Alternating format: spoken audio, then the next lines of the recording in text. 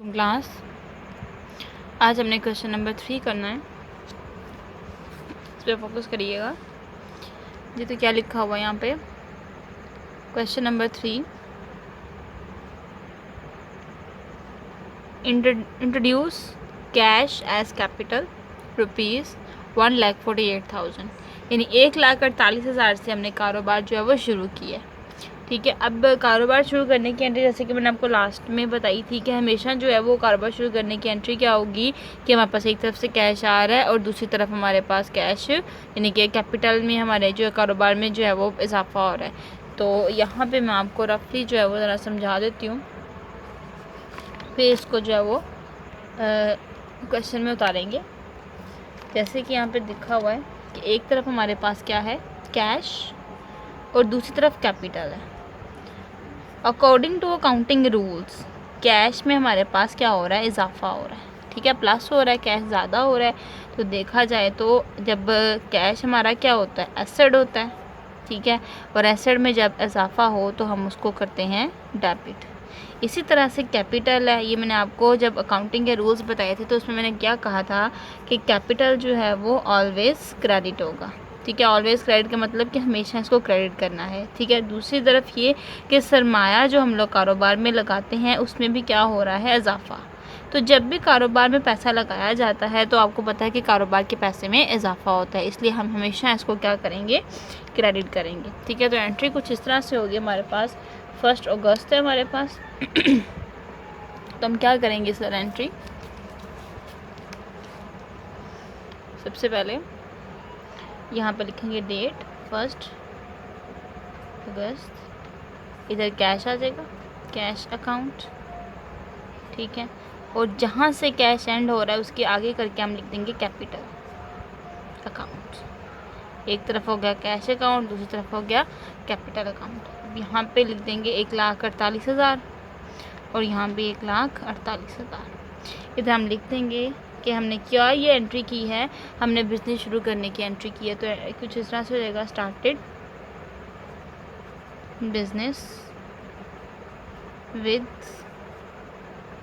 Cash, कि हमने जो है वो कारोबार कैश के साथ शुरू किया है। और इतने हिस्से पे हम क्या कर देंगे, इसको लाइन अंडरलाइन कर देंगे। इसका मतलब ये होगा कि यहाँ पे हमारी एंट्री जो है वो फिनिश हो रही है। नेक्स्ट हमारी एंट्री क्या है 4 अगस्त को हमने क्या किया, purchase goods on account from Noor and mills limited for ₹4,500। इसका मतलब क्या हुआ कि हमने चीज़ ख़रीदी है नूर एंड मिल्स से। ठीक है, नूर एंड मिल्स एक कंपनी है। ठीक है, नूर मिल्स, ठीक है, एक कंपनी है जिससे हमने चीज़ जो है वो ख़रीदी है। ठीक है, तो क्या करेंगे, हमने क्या उससे चीज़ ख़रीदी है ऑन अकाउंट। अब यहाँ पे जो लफ्ज़ ऑन अकाउंट है इसका मतलब है उधार। ठीक है, हाँ, कि हमने चीज़ जो है वो उधार ख़रीदी है, किससे, नूर एंड मिल से। तो एक तरफ हमारे पास परचेजेज़ हो रही हैं, परचेजेज़ मतलब जो चीज़ें हमने ख़रीदी उनमें भी क्या हो रहा है, इजाफा हो रहा है, इसलिए इसको भी कर देंगे डेबिट। सेकेंडली हमने नूर एंड मिल से उधार ख़रीदी है। अब नूर एंड मिल्स बेसिकली देखा जाए तो हमारी जो है वो लाइबिलिटी है।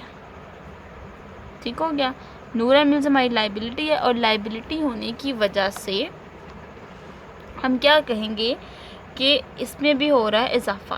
तो अब लाइबिलिटीज़ रूल्स के मुताबिक अगर लाइबिलिटीज़ में इजाफा होगा तो वो क्रेडिट होगी, और अगर में कमी होगी तो इसको हम लोग डेबिट करेंगे। फ़िलहाल यहाँ पे हम इसको कर देंगे क्रेडिट। तो एंट्री कुछ इस तरह से होगी, purchases debit and Noor and mills accounts payable के नाम से क्रेडिट हो जाएगा। ठीक है, एंट्री कुछ इस तरह से करेंगे 4 अगस्त, और मैं लिख लिया।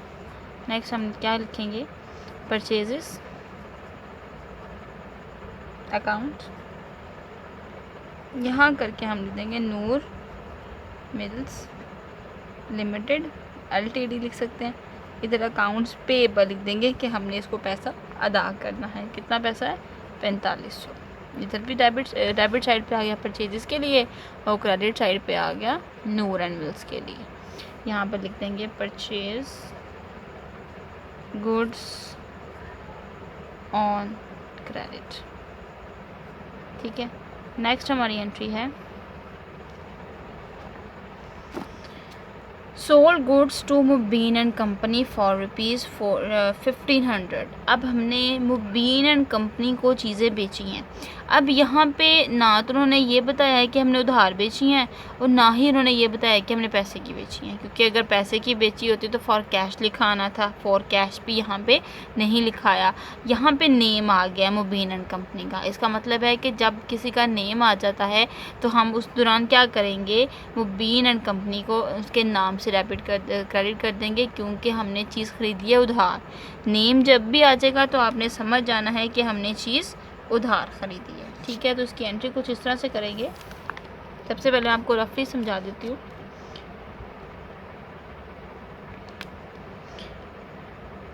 एक तरफ हमने की है सेल्स। अब सेल्स बेसिकली क्या होती है, इनकम होती है।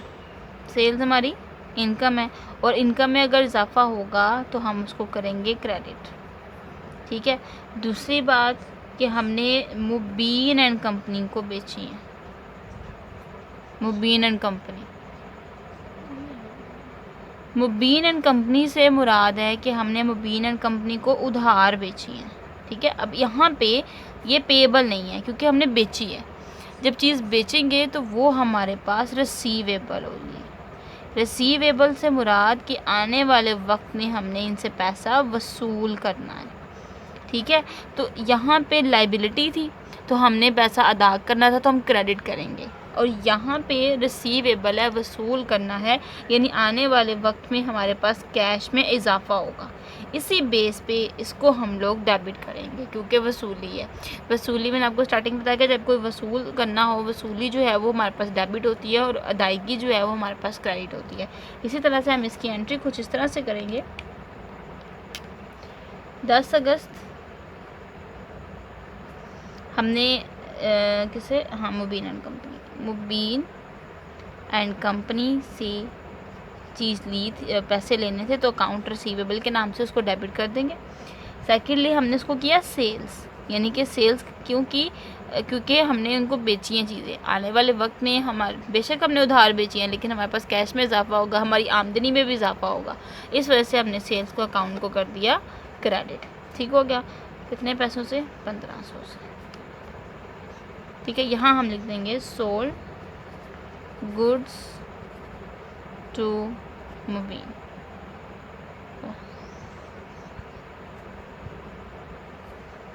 ठीक है, नेक्स्ट हमारे पास है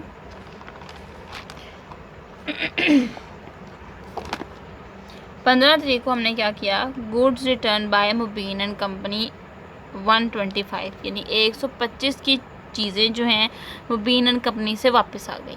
मिसाल के तौर पे जैसे हम लोग कोई चीज़ बाज़ार से ख़रीदते हैं तो हम क्या करते हैं, हमें कोई चीज़ पसंद नहीं आती, ख़राब होती है, तो हम दुकानदार को वापस दे देते हैं। तो हम क्या करते हैं, हमसे कहते हैं कि जी ये चीज़ वापस ले लें, ये ख़राब है। तो इसी तरह से मुबीन एंड कंपनी ने चीज़ें जो हमसे ख़रीदी थी, ठीक है ना, हमने जिनको बेची थी, वो हमें वापस हो रही है। अब यहाँ पे हमने जो चीज़, लेट सपोज़ कि हमने बेची है मुबीन एंड कंपनी को, अब हमारे पास वो चीज़ वापस आ रही है। वापस आने की वजह से क्या होगा कि जितने पैसे हमने मुबीन एंड कंपनी से 1500 रुपये लेना था ना, अब 125 उनसे नहीं लेने, मतलब कि इतनी वसूली हमारी कम हो गई। हम यहाँ पे कह सकते हैं रफली, मैं यहाँ पे मैं आपको बताती हूँ,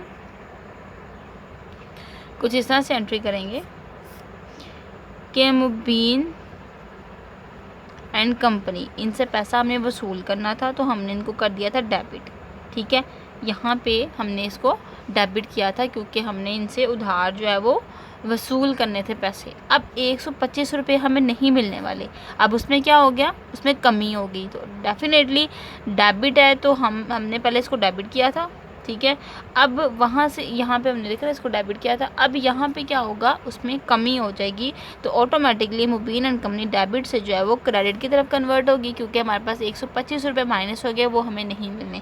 सेकेंडली यहाँ पे सेल्स थी, अब सेल्स रिटर्न हो रही है, वापस आ रही है चीज़। हमने क्या करना है, चीज़ उनसे लेके वापस अपने जो है वो दुकान पे रख लेंगे। इनकी चीज़ हम बेसिकली हम जब चीज़ किसी से वापस करवाते हैं, किसी को कोई दुकानदार को कोई चीज़ वापस करवाते हैं तो हम क्या करते हैं, हम कहते हैं कि जी आप वापस रख लें। वो जब वापस रख लेते हैं तो उनके पास क्या हो जाता है, उसका इजाफा हो जाता है दोबारा से। वो क्या करेंगे, अपने स्टॉक में वो चीज़ या अपनी दुकान में वो चीज़ वापस रख लेंगे। इसलिए चीज़ वापस रखने को हम लोग क्या कहेंगे, सेल्स रिटर्न्स। ठीक है, सेल्स हमारे पास क्या होती है, क्रेडिट होती है। ठीक है, अब सेल रिटर्न उसके बिल्कुल अगेंस्ट हो जाएगी, उसको हम लोग कर देंगे डेबिट, क्योंकि हमारे पास चीज़ जो वापस आ रही है उसमें इजाफा हो रहा है, तो जब इजाफा होता है तो हम उसको डेबिट करते हैं। तो सेल्स याद रखिएगा, सेल्स हमारी क्रेडिट होती है और सेल्स रिटर्न हमारे पास क्या होगी, डेबिट होगी। तो एंट्री कुछ इस तरह से हम लोग करेंगे। 15 अगस्त था, चीज़ हमारे पास जो है वो वापस हो गई, तो हमने सबसे पहले सेल्स रिटर्न लिखा और सेल्स रिटर्न अकाउंट, और साथ में मुबीन एंड कंपनी अकाउंट्स रिसीवेबल के नाम से हमने यहाँ पे डेबिट किया था। अब वो पैसा हमें नहीं मिलना 125, तो यहाँ पे 125 लिख लिया और यहाँ भी 125 लिख दिया। यहाँ पे लिखेंगे goods return by Mubeen and company. ठीक हो गया। नेक्स्ट हमारे पास एंट्री है 20 तारीख की। इसमें क्या बताया गया है, पेड इंश्योरेंस प्रीमियम। अब हमने इंश्योरेंस अदा किया है। अब इंश्योरेंस क्या होता है, बेसिकली मैंने आपको क्या बताया था इंश्योरेंस के बारे में, कि इंश्योरेंस हमारे पास एक्सपेंस होता है। ठीक है, और एक्सपेंस में अगर इजाफा हो तो उसको किया जाता है डेबिट। ठीक है, और कैश दूसरी तरफ हमने पेड किया है। पेड का जब लफ्ज़ आ जाए तो पेड का जब लफ्ज़ आ जाएगा तो उसका मतलब है कि हमने अदा किया। अदा करने की सूरत में हमारे पास कैश में क्या हुआ, कमी हो गई। कैश में कमी होने की वजह से, यानी माइनस होने की वजह से हमने इसको कर दिया क्रेडिट। ठीक है, तो एंट्री कुछ इस तरह से करेंगे हम 20 अगस्त की। इंश्योरेंस, ठीक है, इंश्योरेंस हमारे पास हो जाएगी डेबिट। ठीक हो गया, कितने से, 330 से, और साथ में कैश में हो रही थी कमी है तो कैश को 330 से हम लोग कर देंगे क्रेडिट। यहाँ पे लिख देंगे पेड इंश्योरेंस प्रीमियम। ठीक हो गया, ये तो था हमारा आज का क्वेश्चन। नेक्स्ट हम इंशाल्लाह क्वेश्चन नंबर 4 करेंगे। तब तक के लिए अल्लाह हाफ़िज़।